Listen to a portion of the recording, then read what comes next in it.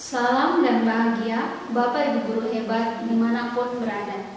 Saya Wenselina Rimabria, guru IPA di SMP Negeri 1 PKKU, Kabupaten Belu, Provinsi Nusa Tenggara Timur. Sebagai guru, di era kurikulum merdeka, kita dituntut untuk menitik beratkan pembelajaran pada kemampuan literasi, numerasi, dan karakter peserta didik.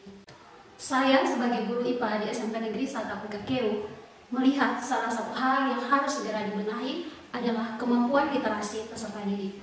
Kemampuan literasi ini tampak dalam rapor pendidikan, di mana hasil rapor pendidikan yang menurun sangat drastis dibandingkan tahun sebelumnya. Selain itu, kemampuan literasi yang rendah ini juga nampak dalam kegiatan pembelajaran siswa sehari-hari, di mana mereka belum mampu mengakses dan memahami informasi yang relevan dengan konteks pembelajaran serta mengkomunikasikannya. Oleh karena itu, dalam praktik baik ini saya berupaya menyajikan kegiatan pembelajaran yang dapat memfasilitasi peserta didik untuk mampu mengembangkan kemampuan literasi sesuai kompetensi yang diharapkan dalam rapor pendidikan.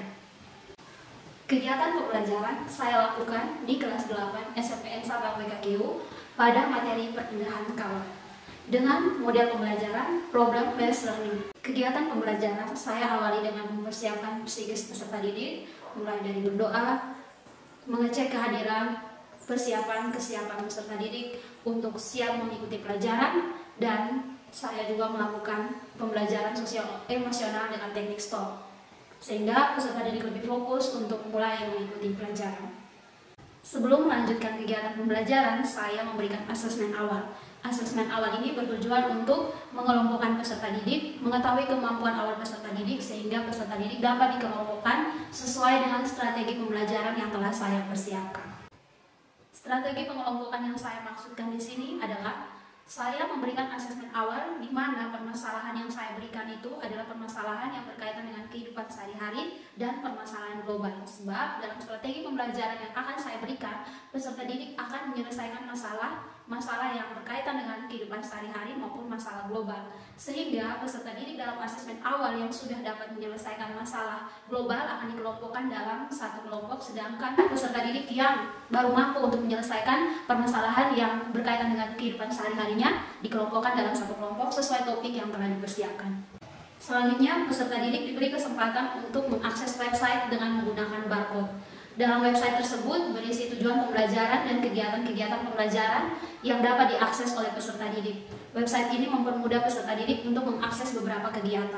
Setelah website diakses oleh peserta didik, guru menyampaikan tujuan pembelajaran.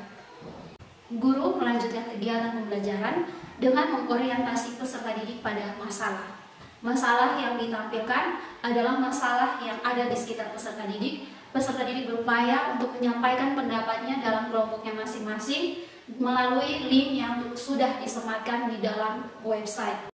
Setiap kelompok diberi kesempatan untuk menyampaikan pendapatnya. Jawaban yang disampaikan oleh setiap kelompok itu menjadi hipotesis awal sebelum melanjutkan kegiatan pembelajaran.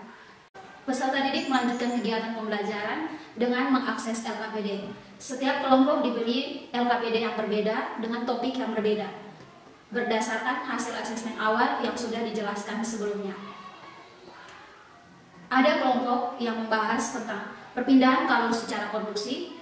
Dalam kegiatan tersebut, peserta didik melakukan eksperimen. Selanjutnya, hasil eksperimennya dibuat dalam bentuk video, kemudian dipresentasikan dalam kelas.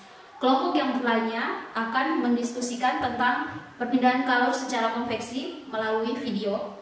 Hasil diskusinya dibuat dalam bentuk presentasi PowerPoint di Canva, selanjutnya dipresentasikan di depan kelas. Sedangkan kelompok yang terakhir tentang perpindahan kalor secara radiasi, peserta didik diberikan kasus yang berkaitan dengan perpindahan kalor secara radiasi. Selanjutnya hasilnya dibuat dalam bentuk poster yang akan dipresentasikan di depan kelas. Setiap kelompok diberikan kesempatan untuk mempresentasikan hasil diskusinya.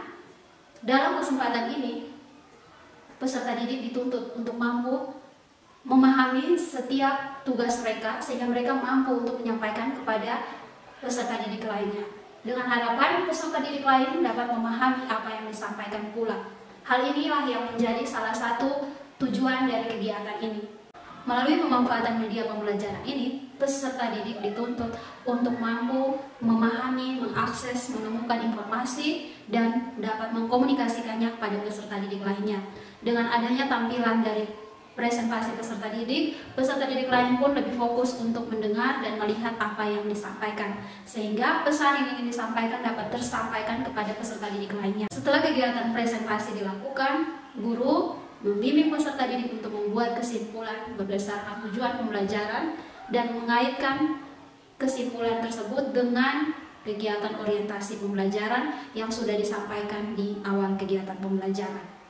Setelah membuat kesimpulan, guru mengajak peserta didik melakukan evaluasi dengan menggunakan kuisis mode kertas. Kegiatan pembelajaran ditutup dengan refleksi untuk mengetahui bagaimana perasaan dan hal-hal apa yang sudah dialami oleh peserta didik selama kegiatan pembelajaran ini.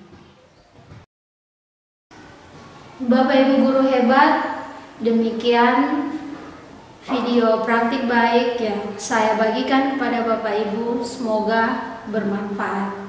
Terima kasih, salam dan bahagia.